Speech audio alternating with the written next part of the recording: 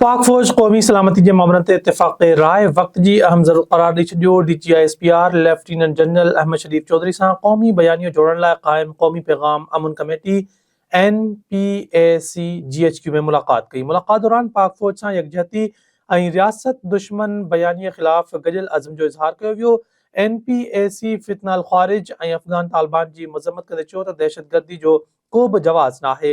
DGISPR चयो त दुश्मन जी नफ़्सियाती जंग जे मुक़ाबले लाइ अवामी शऊर ऐं सचाई ते ॿधल बयानियो फ़ैसिलाइतो हथियार आहे। क़ौमी सलामती जे मामलनि ते इत्तिफ़ाक़ राय वक़्त जी अहम ज़रूरत आहे। रियासती बयानीअ जे वाधारे लाइ मस्जिदुनि, मदरसनि ऐं यूनिवर्सिटियुनि में आगाही ऐं रहनुमाई वारियूं वेहकूं वधाइण जी तजवीज़ ॾिनी वई आहे। NPAC इतिहाद, समाजी हम आहंगी ऐं आइनी बराबरी जो पैगाम सॼे मुल्क में फैलाइण जो ऐलान कयो, जॾहिं त नफ़रत अंगेज़ी, फ़िरक़ावारियत ऐं तकफ़ीरी बयानीअ ख़िलाफ़ ज़ीरो टॉलरेंस पॉलिसी इख्तियार करण ते बि इत्तिफ़ाक़ कयो वियो। मुलाक़ात खे गैर मामूली तौर फ़ाइदेमंद क़रार ॾींदे एतमाद ऐं अमली सहकार जे रस्तनि ते अॻिभराई जी उम्मीद ज़ाहिर कई वई। सिंध हुकूमत कराची शहर में तरक़ियाती कमनि लाइ 83 अरब जे पैकेज जो ऐलान करे छॾियो। CM हाउस, गवर्नर हाउस ऐं सिंध सेक्रेटरीट जे मुलाज़मनि लाइ हेल्थ इंश्योरेंस पॉलिसी जी बि मंज़ूरी ॾिनी वई आहे। वॾे वज़ीर मुराद अली शाह जी सदारत हेठि CM हाउस कराची में काबीना जो अहम इजलास थियो, जंहिंमें वज़ीरनि, सलाहकारनि ऐं मददगारनि तोड़े सेक्रेटरी शिरकत कई। काबीना इजलास में अरिड़हं नुकाती एजेंडा ते गौर बाद अहम फ़ैसिला कया विया। वॾे वज़ीर मुराद अली शाह समूरनि खातनि खे हिदायत कई आहे त तरक़ियाती कमनि में तेज़ी आंदी वञे, बजट बहितर अंदाज़ में ऐं अवाम जी भलाई लाइ इस्तेमालु कयो वञे। मुराद अली शाह चयो त सिंध हुकूमत कराची शहर लाइ 83 अरब रुपयनि जो पैकेज ॾिनो आहे। FWO रिथाऊं मुकमल कंदो। ट्रांसपोर्ट, रोड, सीवरेज ऐं सिहत जा मनसूबा मुकमल थियण सां कराची दुनिया जो बहितरीन शहर बणिजी वेंदो। मुराद अली शाह चयो त कराची जी सनअती इलाक़नि में बि तरक़ियाती कम जारी आहिनि। ज़री शोबनि जी बहितरी लाइ बि कम जारी आहे। वॾे वज़ीर मुराद अली शाह सूबाई वज़ीरनि खे हिदायत कई आहे त उहे पंहिंजनि तकनि ते तरक़ियाती कमनि जी निगरानी कनि, कोताही बर्दाश्त न कई वेंदी। नज़ीर सिंध जे सीनियर वज़ीर शर्जील इनाम मेमून इल्ज़ाम हयो आहे त KP जे वॾे वज़ीर सुहेल आफरीदी जे सिंध जे दौरे दौरान कराची में 9 मई जहिड़ो सानियो कराइण जी ख़तरनाक साज़िश कई वई। सिंध हुकूमत केस दाख़िल करे सघे पई, पर सब्र जो मुज़ाहिरो कयो। कराची में प्रेस कॉन्फ्रेंस कंदे शर्जील इनाम मेमून चयो त पुलिस ते पथराव कयो वियो ऐं सहाफ़ियुनि समेत औरत सहाफ़ियुनि खे बि तशद्दुद जो निशानो बणायो वियो। सिंध हुकूमत ख़ुलूस सां महिमान नवाज़ी कई, पर उन शराफ़त जो नाजाइज़ फ़ाइदो खंयो वियो।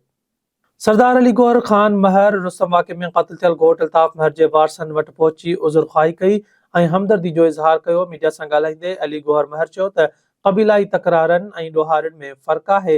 हुकूमत क़ानून ठाहे, सरदारनि खां लिखत वठे, जेको बि भञकड़ी करे उन ख़िलाफ़ कार्रवाई कई वञे। नज़ीर हुरनि जे रूहानी पेशवा पीर पागारे चयो आहे त कुझु माण्हुनि जी मुखालफ़त जे बावजूदि पंहिंजूं न्याणियूं जमात में वठी वेंदो आहियां।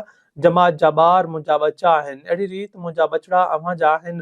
ठिकराठो वेझो ॻोठ कलरो में मुरीदनि खे ख़िताब कंदे पीर पागारे चयो त फ़ौज जे करे असांजी इज़त आहे। फ़ौज मुल्क खे संभालियो वेठी आहे। सर्दी हुजे या गर्मी, फ़ौज जो साथ ॾियो ऐं उन लाइ दुआऊं कंदा कयो।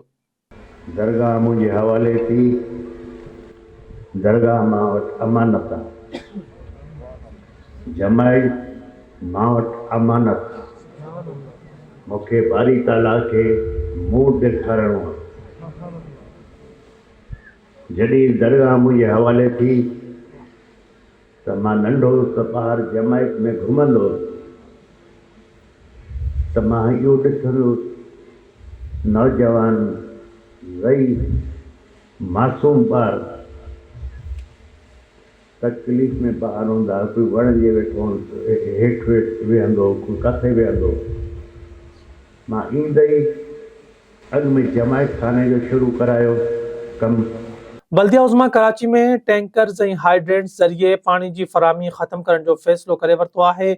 Mayor Karachi Murtaza Wahab water corporation जे आला अमलदारनि खे मुतबादिल निज़ाम बाबति हिदायतूं ॾींदे चयो आहे त शहर में मौजूदु 7 हाइड्रेंट्स मरहलेवार ख़त्म करे लाइनुनि ज़रिए पाणी फ़राहम कयो वञे ऐं शहरनि खे संदन दरवाज़े ते लाइन्स वसीले पाणी पहुचाइण जो बंदोबस्तु कयो वञे। मेयर कराची चयो त वाटर हाइड्रेंट्स मां माहवार 30 करोड़ रुपयनि जी आमदनी हासिल थिए थी। वाटर हाइड्रेंट्स जो ठीको गुज़िरियल साल ख़त्म थी चुको आहे। नवां ठेका जारी न कया वेंदा। शहरनि खे टैंकर्स जे अज़ाब खां छुटकारो ॾियारियो वेंदो। हुन वधीक चयो त शहर में पाणी जी खोट मुतबादिल ॾींहं में हर इलाइक़े खे पाणी फ़राहम करे पूरी कई वेंदी। टैंकर्स वसीले पानी फराहम करण मुस्तकिल हल नाहे जंहिंसां शहरनि खे ॾुखियायूं पेश अची रहियूं आहिनि।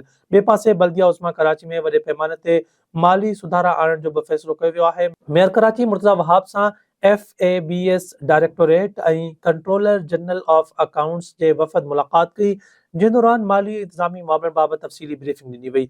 मेयर कराची पेंशन सिस्टम खे जल्द खां जल्द डिजिटल करण जी हिदायत कई, जॾहिं त पेंशन सिस्टम सां गॾोगॾु डेवलपमेंट पेमेंट सिस्टम खे बि SAP सिस्टम सां ॻंढण जो फ़ैसिलो कयो वियो आहे। मेयर कराची चयो त बल्दिया उज़्मा जे माली ऐं इंतज़ामी मामलनि में वधीक बहितरी आणणु तरजीह आहे। चालाननि, ॾंडनि ऐं भाड़नि जी वसूली खे बि डिजिटल कयो वेंदो।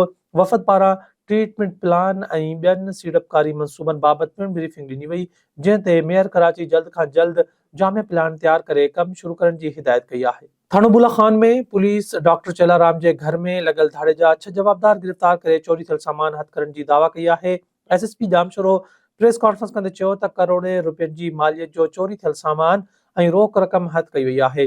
हथायल सामान में सोन, चांदी, generator, washing machines, freezer, water pump ऐं ॿियो सामान मालिक हवाले कयो वियो आहे। नाज़रीन, टंडियाला में दादू पुलिस हथां मुबैना पुलिस मुक़ाबले में मारियल नादिर जमाली वारे वाक़े ख़िलाफ़ एहतजाज कयो वियो। मुज़ाहिरीन इल्ज़ाम हयो त दादू पुलिस कूड़ो मुक़ाबलो ॾेखारे नादिर जमाली खे क़त्ल कयो आहे। मामले जी जांच करे पुलिस ख़िलाफ़ कार्रवाई कई वञे, रिपोर्ट करे रहियो आहे गुलाम अली ख़ासकेली। जी बिल्कुलु, हिन वक़्तु असां टंडोलायर प्रेस क्लब आॾो मौजूदु आहियूं। जमाली बिरादर पारां हिते एहतजाज जो मुज़ाहिरो कयो पियो वञे। अचो हिननि सां ॻाल्हि ॿोल कयो, हिननि जो छा चवणु आहे। 50,000 एकड़ जो ज़मीनदार जेके बकरी चोरी मंझि गिरफ़्तार करे ही वॾेरनि बोतारनि जे चवण ते इंतकामी कार्रवाई पई हले। ही हिकिड़ी जॻह ते कान पियो हले करे ही जेका हर जॻह ते ज़ुल्म थींदो पियो अचे। महिरबानी करे असांजो IG सिंध खे अपील आहे, फरियाद टालपुर मोहतरमा खे उन खे अपील आहे, IG सिंध खे महिरबानी करे हिकिड़ी टीम जोड़ी वञे जेका इंसाफ़ ते जजनि जे हिसाब सां सूबे टीम जे पुलिस इंसाफ़ न कंदी। जेकॾहिं हीअ पूरो अमन एतिवाज अॼु सां कयो आहे, इन खे असीं सुभाणे वसी बि करे सघूं था। शहीद मीर नादिर जमाली जा जेके असल कातिल आहिनि उन्हनि खे कोरड़ जे आहते में आंदो वञे, उन्हनि खे फांसी जी सज़ा ॾिनी वञे, न त जीअं बिरादरी वारनि जो दोस्तनि जो हुकम थींदो इन एहतजाज जा जेके दायरा बि वसी थींदा। पूरी सिंध जाम थींदी पर पूरो पाकिस्तान जाम थी वेंदो। फ़लाणे खे क़त्ल करे छॾियो, तव्हांखे हेतिरा पैसा मिलंदा, करे छॾींदा। फ़लाणे खे केस हणी छॾियो, हेतिरा पैसा मिलंदा।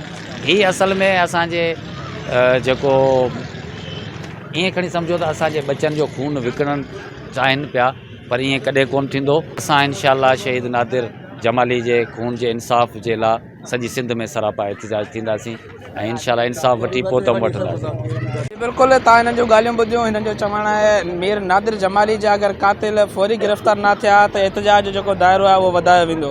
गुलाम अली ख़ासकेली WTN टंडोलायर। नाज़ी सराड़ी में 20 ॻोठनि खे मिलाईंदड़ लिंक रोड मरम्मत न थियण करे उखड़ी वियो आहे। रोड जे ॿिन्ही पासनि खां खॾा पइजी विया आहिनि, जंहिं करे हादसा मामूल बणियल आहिनि। इन हवाले सां ॾिसूं था असद ज़रदारी जी इहा रिपोर्ट। हींअर मौजूदु आहियूं यूसी करम जमाली जे ॻोठ शहनद बुखारी में, जिते हीअ लिंक रोड आहे जेको केतिरनि सालनि खां मरमत न थी सघियो आहे ऐं ॻोठणनि खे तमामु घणियूं तकलीफ़ूं पेश अची रहियूं आहिनि। वधीक अचो त ॻोठणनि सां ॻाल्हायूं त वधीक उन्हनि जो छा चवणु आहे। ॻोठनि जो रोड आहे जंहिंमें 20-25 ॻोठ आहिनि। ही यूसी करम जमाली में आहे ऐं हिन खे गुज़र 15-20 साल खां रोड जो को बि मरमती कमु कोन थियो आहे ऐं हिन ॻोठ सां हिन रोड सां गुज़र असांखे इलाही तकलीफ़ आहे। इलाही दफ़ा असां चयो आहे, पंहिंजो MPA गुलाम कादर चांडियो साहिबु आहे, हिन खे चयो आहे, वरी बि अपील था कयूं त असांखे हीअ रोड बि ॾिनो वञे त असांजो हिते गुज़र सफ़र सही थिए। असांजो हिते जेको आहे हलण चलण में ॾाढी ॾुखियाई थिए थी, बीमार माण्हू नथो पुॼी सघे। रोड जी हालत तमामु तव्हां ॾिसो पिया। ऐं टोटल पीपल्स पार्टी आहियूं, उन जे बावजूद बि मुख़्तलिफ़ प्लेटफॉर्म ते मुख़्तलिफ़ तरीक़े सां असां रिक्वेस्ट करे चुका आहियूं MPAs खे, MNAs खे, ऐं हर को पंहिंजे सोशल मीडिया ते बि इहो क्लिप ठाहे जेको सो रोड जी उखड़ियल जी ॾिए थो, पर उन जे बावजूद इम्प्लीमेंटेशन कोन्हे। बुनियादी हक़ आहे असांजो, स्कूल आहे, रोड आहे, अस्पताल आहे, या इहे बुनियादी सहूलियत खां असां जेकॾहिं महरूम आहियूं।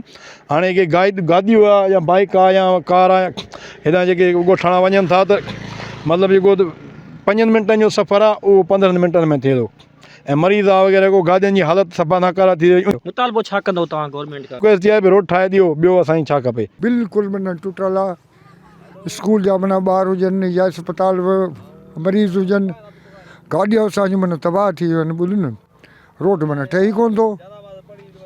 नुमाइंदनि खे चऊं था मुस्तफ़ा शाह खे ग़ुलाम क़दर चांडे खे हाओ त कनि था, पाण इहो ॾिसी बि विया आहिनि। मुतालबो आहे त रोड इहो ठाहे वञे। असां 25 साल खां वठी इहो रोड असांजो टुटल आहे ऐं रोड असांखे ठाराए नथा ॾियनि। असां रोड आला अफ़सरनि खे ऐं MNA MP ग़ुलाम क़दर चांडे ऐं साईं ग़ुलाम मुस्तफ़ा शाह खे बि अपील कई आहे, पर उहे असांखे रोड नथा ठाराए ॾियनि ऐं असांखे वॾी मुश्किलात आहे। हीउ जेको सरारी ऐं सकरंड रोड शाहनाद बुखारी खां तक़रीबन 7 किलोमीटर आहे, यको टुटल आहे घणे अरसे खां वठी। महिरबानी रोड ठाराए वञे गवर्नमेंट खे, बराए महिरबानी हीउ ठारायो। ॾुखियाई थींदी आहे, डेली एक्सीडेंट थींदा आहिनि, महिरबानी कयो हीउ ठारायो वञे। गवर्नमेंट खे असां अपील कयूं था हीउ रोड ठारायो वञे। तव्हां ॻोठाणनि जूं ॻाल्हियूं ॿुधियूं, रोड जल्द तामीर कराए ॾिनो वञे। कैमरामैन सां गॾु असद ज़रदारी, WTN न्यूज़ सराड़ी। नाज़रीन, बख्शापुर भरिसां बडाणी हायर सेकेंडरी स्कूल ज़बू हाली जो शिकार आहे। सख़्त थधि में शागिर्द क्लासनि खां ॿाहिरि तालीम पिराइण ते मजबूर आहिनि। रिपोर्ट करे रहियो आहे अब्दुल्ला भुट्टो। हाँ जी बिल्कुल नाज़रीन, हिन वक़्तु असां बडाणी शहर जे हायर सेकेंडरी स्कूल में मौजूदु आहियूं। हिते तव्हां कैमरा जी अख सां ॾिसी सघो था त हिते जेके क्लासिस आहिनि उहे ज़बून हाली जो शिकार आहिनि ऐं बिल्डिंगूं जेके आहिनि किरी पियूं आहिनि। शागिर्द जेके आहिनि क्लासिस खां ॿाहिरि तालीम हासिल करे रहिया आहिनि। जीअं असां हिते अचानक पहुतासीं त हिन हायर सेकेंडरी स्कूल जी कंडीशन ॾिठीसीं। हिते असां सां गॾु हायर सेकेंडरी स्कूल जो प्रिंसिपल मौजूदु आहे, उन सां ॻाल्हि ॿोल कंदासीं त आख़िर हिन स्कूल सां अहिड़ो असरु छो थियो आहे। साईं तव्हां ॿुधायो त केतिरे टाइम खां ज़बून हाली जो शिकार आहे? साईं अब्दुल्ला ख़ान महिरबानी वॾी।